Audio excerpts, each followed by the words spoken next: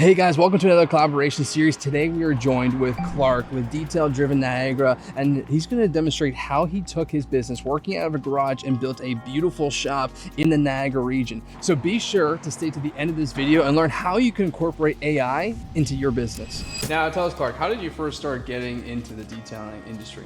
For me, it was owning a lot of vehicles, was kind of buying them, fixing them up, driving them for a little bit, selling them, getting a different one. So I had a lot of reps on my own cars, and then that bled into family and friends, which led me into offering it on Facebook and Instagram. And then from there, the rest is really history. Was it one of those things where you started off like in the beginning stages, it was like there's more like a weekend hobby thing, and then kind of built into like an after work, weekends, you know, I was doing it out of the garage in my house. So I'd have somebody drop off a car on a Friday and tell them to pick it up on a Sunday, and I would, you know, after dinner go out to the garage and work on it, and stay up late at night and work on them, or early in the morning before work, and just try to get them done whenever I could at first. And then it got to the point where I said, okay, I don't have to have this job anymore. I can just do detailing. And when did you realize that moment, like to go all in, like when you left your other job, the part-time, going detailing to going full in, like what was the deciding factor for you that you wanted to do this all in? When was that moment for you? I just did the math. Like, I was a car salesman, I was selling Toyotas at the time. You're selling a Corolla, you're making $250. Okay, that's one detail. So all I have to do, if I want to sell one car a day, I have to sell one detail a day. And it became a lot easier to hang out at my house and post on Facebook and do a detail out of my garage than to put on a suit and go into Toyota and hope to God that I had a customer that day to buy a car. Now, when getting into the detailing industry, did you have any experience beforehand when you first started? No. Sort of went off of what I saw happening at the dealerships. That was my experience, is watching and learning. And just like everything I do, a lot of it comes from watching someone else do it and going, oh, I could do that. Yeah. And what would you say is the best advice? Like if somebody wanted to get into the industry, they want to learn about detailing, is it YouTube? Is it finding a course? What would you recommend for somebody who wants to kind of level up their skills, whether it's early stages or even maybe they're 5 years in and just want to improve? I would say it depends on the person and their personality. If you're an outgoing person and you like being around others, offer your services to somebody either for free at the beginning so you can learn, offer to watch, go to a shop and say, hey, can I come and watch you guys for a couple days? I want to learn. Offer somebody like an apprenticeship. You're going to get your hands on if you're that type of person. If you're more of a book learner, you can read about it, you can talk to ChatGPT. If you're a video type of guy, you can go to YouTube University and watch those there. It depends on what your learning style is. Yeah, of course, budget too, right? And budget, yeah, you know what I mean? Because I mean, like what you were saying, if somebody wanted to come into the shop and spend $1,000 or thousands of dollars to be, educated, I mean, that's a big investment into themselves. Not to say it's not worth it. I think, of course, it's worth it. They have to learn somehow, and either they're going to learn by messing up clients' cars, or actual hands-on experience for 4 days. Yeah, exactly. Right. So I mean, it's different levels of learning, and sometimes the only way to learn is to make mistakes. Right.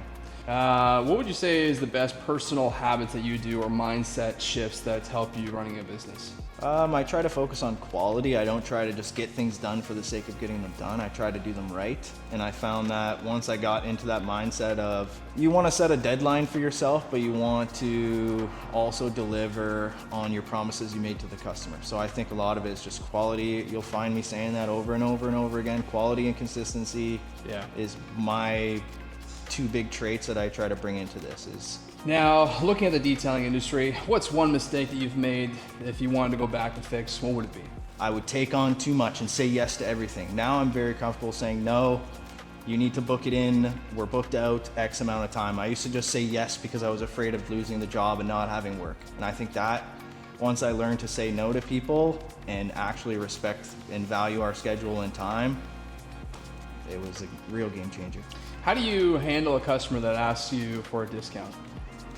Is that the type of person you're saying no to? No, not necessarily. No? It's not the person that wants a discount. If they're asking for a discount, I ask them to justify it. Why? Is somebody else offering the same service for that price? Or do you just want a discount for the sake of asking for a discount?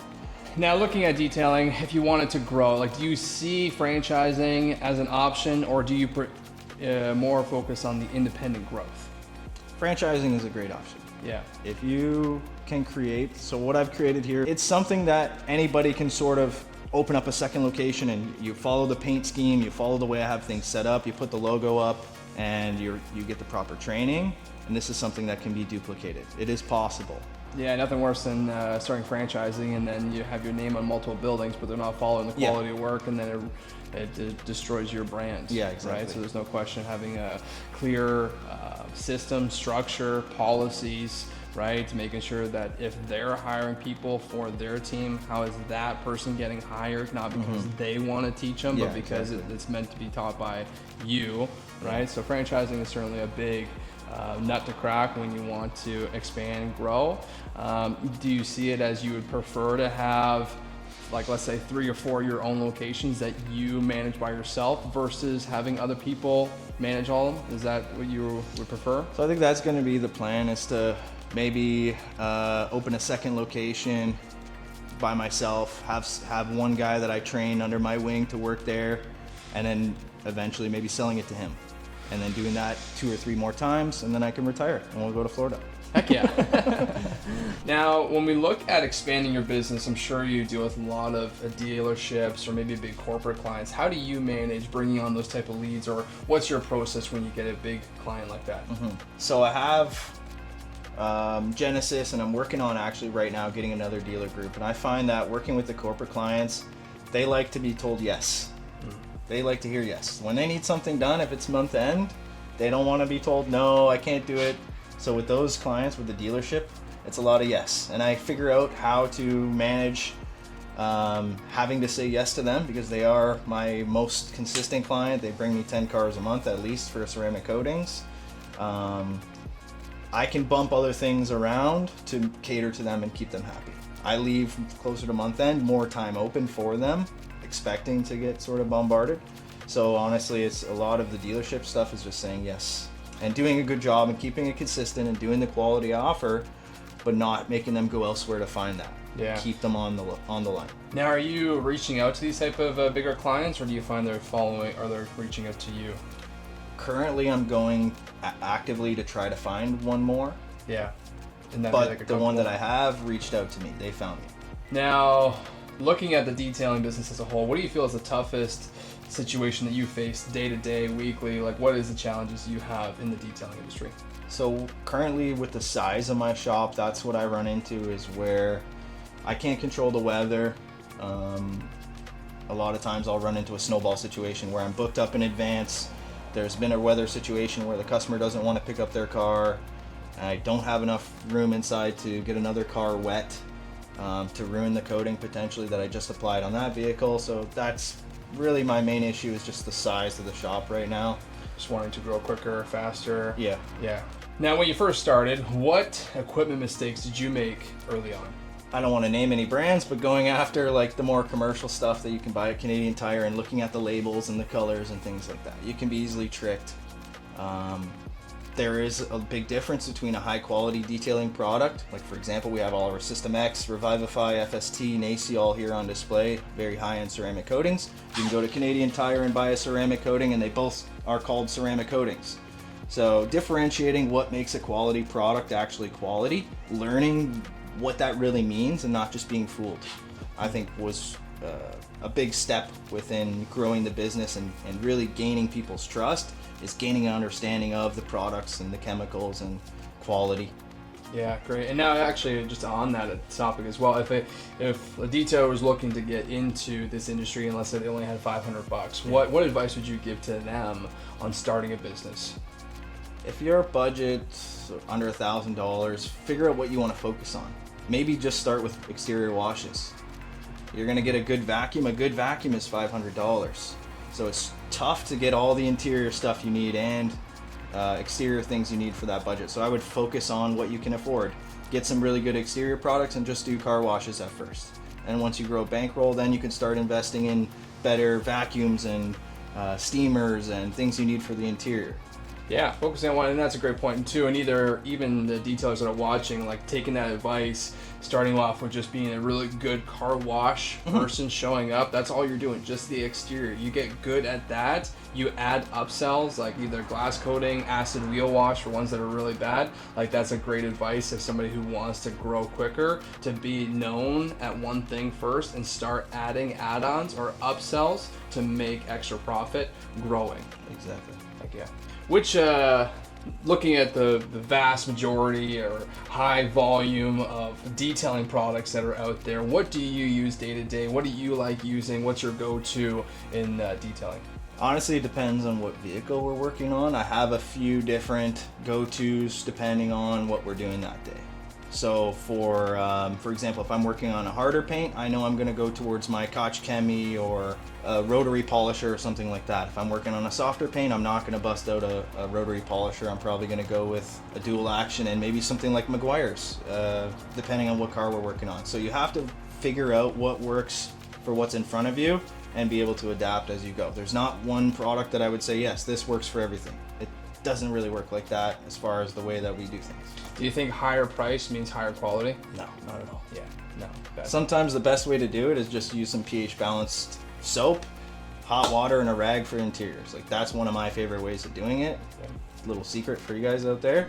Hey guys, real quick here, before we learn how Clarke really dives into his AI, on October 24th, I'm hosting the biggest business course specifically for automotive detailers, how to incorporate AI so you can start offloading tasks and worry on what's important, growing your business and keeping the profit to yourself. So be sure to join us on October 24th. How to do it? There's going to be a link in the description.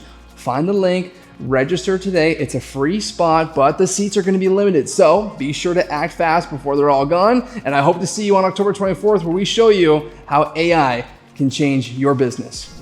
Now tell us, Clarke, if you could detail any celebrity's car, who would it be?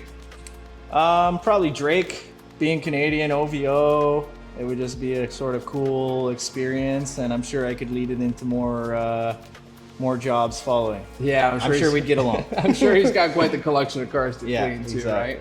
Now, getting in the world of technology, AI, and using it to either learn how to grow your business, leverage certain things, how did you use AI for the first time, maybe solving a problem in the detailing industry? At first, I was using it for simple things like responding to price inquiries.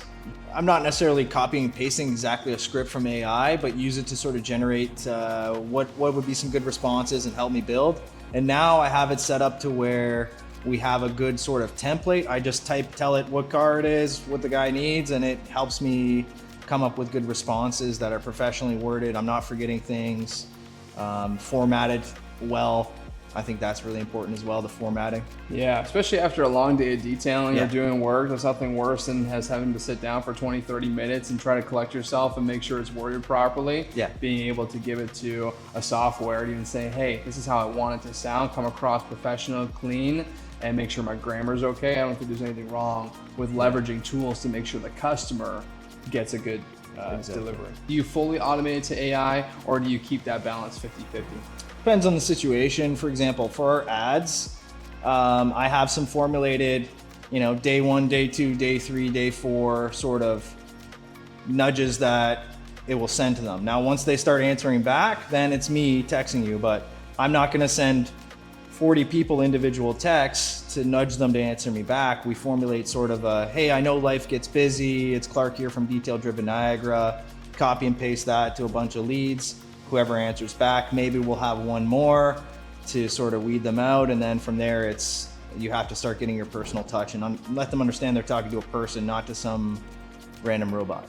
Yeah, of course. Now, what's one part of your business that you wish you could automate or simplify, maybe using AI or just other tactics? Polishing cars. Okay. If I could have a robot in here. So I did have a customer that owns a company where he makes the robots for the factories that paint cars. And he was explaining they also have a robot that sands and polishes the cars. Now these robots start at $30 million, so you're probably not gonna see one in here.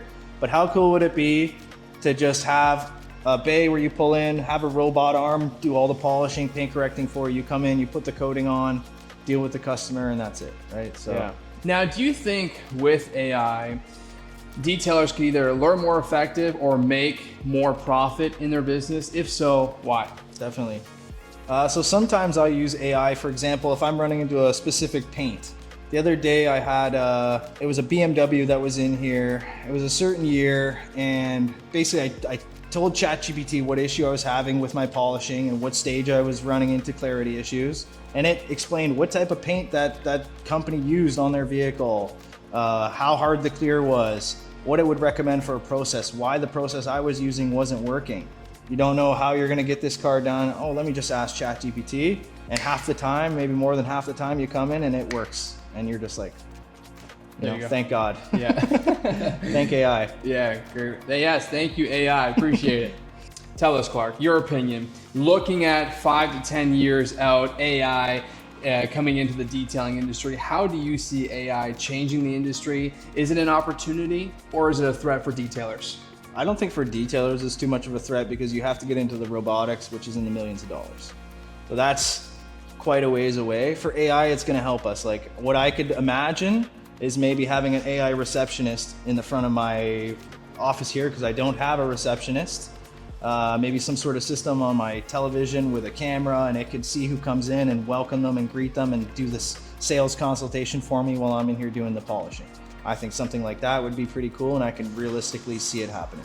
Oh, yeah. Far away.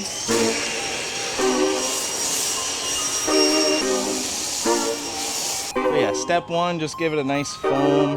We're gonna let this dwell for a minute or two. Yeah. Rinse it off.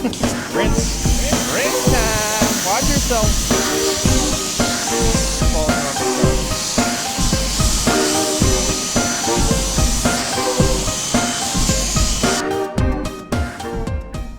What do you love about the detailing industry?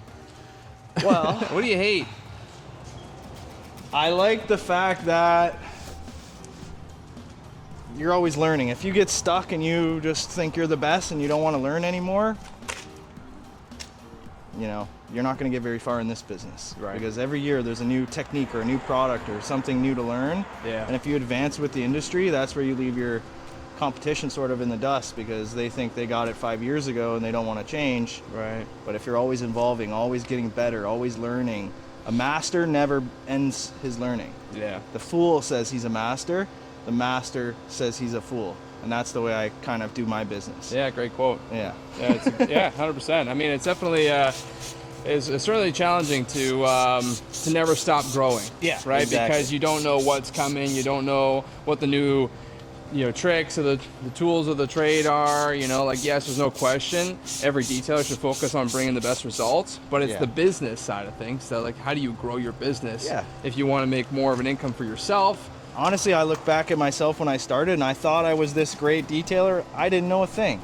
Yeah. And looking at myself now, I do a good job, but I know I still have a far way to go and there's a lot to learn as far as the work and the business itself. Yeah, absolutely. So consistency and quality, you're going to hear me say that probably 1,000 times today. Yeah, hey, no worries. And that is what it is.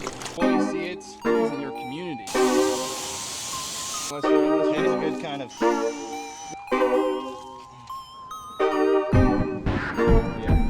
They used chips.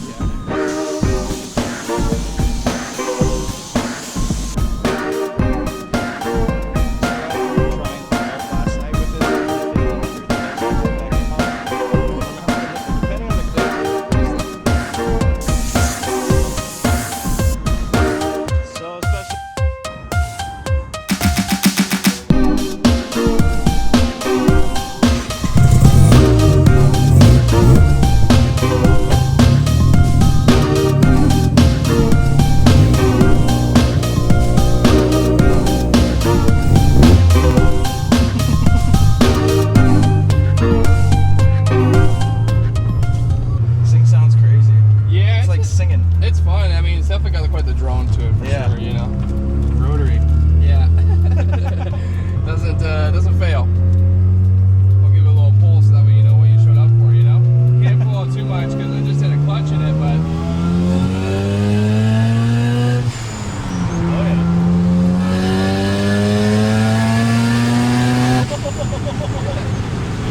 Yeah, she goes. That's about halfway, which is the crazy part, yeah. Wow. Yeah, the only thing I was going to say on to what you were saying, it's like, it's so tough because if you want to grow, you want to scale, like that perfectionism that's inside of you, like how you handle clients, how you detail cars, like it has to be put to the side. Like that's where quality control comes in, and either you have people, maybe you are the quality control who does the last 10, 20%, but how do you grow? How do you manage a business that like you don't necessarily need to be there? Or you can start having a stronger base, kind of like what we talked about in the past, where it's like you have a consistent income no matter if the coatings are there or not. Yeah. And then that way it gives you more things to sell. But It's true. you know, like, I mean, you want a strong base for a business, because then that way you get to focus on what matters, which is the higher end clients, which is like maybe the coatings, maybe the PPF, when you have other income coming in, because you have 2 extra guys that could clean 3 extra cars a day. Yeah. Even if it was just simple details, at the end of the day, it's just only going to benefit you, and this is how you're going to grow and scale your business. Yeah. Yeah, and just so the viewers understand, like, we're literally pulling up to an opportunity that that Clarke has right now to expand his shop, and the challenge that he's having right now is he's put a lot of time, energy, and dedication in his current setup, but it's hard because if you want to grow, you need to expand, you need to be able to have more cars inside. Yeah. You know, be able to delegate more, and we're currently sitting out front of a mechanic shop. How many cars would you say you could fit in the 5 or 6? 5 or 6 cars? Yeah, So you from 2 or 3 at my current shop, so it's literally double, plus a huge retail storefront. wow. 1,000 square foot retail storefront. And this literally screams opportunity. Yeah, it's you know? right up. Like, we're sitting here looking at the busiest part of the highway with an unobstructed view, so it's a really good location to have. Wow. Yeah, this is seeing this just screams like do it, because like you have so much population, right? I mean, you're surrounded by such a great volume of people, the flow, the traffic right off the highway, easy to come to you. They could even upsell their customers to get their car detailed, but it just gets subletted to you because you're right here. Exactly. Wow. I mean, I see the opportunity, Clarke. I see the opportunity. I have a friend that I talk to a lot about business, and he is kind of warning me not to do it, so it's interesting to hear a different point of view. So yeah, it's an interesting opportunity in business. And you own your business, like, yourself, right? Yeah. Yeah, and I think as entrepreneurs, business owners, like, you can't be focused on the day-to-day. Like, you have to, obviously, there's no question, but that comes without anything else. But to focus on the future, the vision, 5 years from now, where are you looking? What are the goals? How do we work backwards to start implementing it into your day-to-day so that actually turns into your lifestyle? Like, one thing I really preach to detail is what I'm going to preach on October 24th is the only reason why millionaires are millionaires is because they get people to complete tasks every day. Yeah. Right? Detailing a car isn't a task towards business growth. Like, that is a job that you need to do in order to get money. Versus if you look at it like you could use AI to help you complete tasks more and more day to day, because the more tasks you do, the more forward momentum you have in order to actually create a bigger stream of revenue by being able to complete more tasks either every day, every week, every month. And that's what's key. It's like, how do you manage your tasks? Well, you can let AI manage your tasks. You can let AI remind you, hey, Clarke, remember what you said you were going to do last week that you didn't do? We got to do that, or else it's going to affect your business if we don't do it. And that's how you could use AI as a tool to really leverage your day-to-day from a business growth side of things. Yeah, that makes a lot of sense. You know, use it as like literally a mentor, a coach, and not just a like, what should I do to, you know, respond to this, or what should I do for my business to help it grow? Like, there's so much more that's involved. Yeah. But AI is so cool. Like, I mean, that's why I'm here, because I mean, even you are the perfect example as to like how and why you should start incorporating, because like you're at a point now where it's like you're doing your consultations with your clients, you're continuously trying to find leads to try to sell them why they should use you, or whether it's your products, your service, whatever the case is, and hopefully they use you.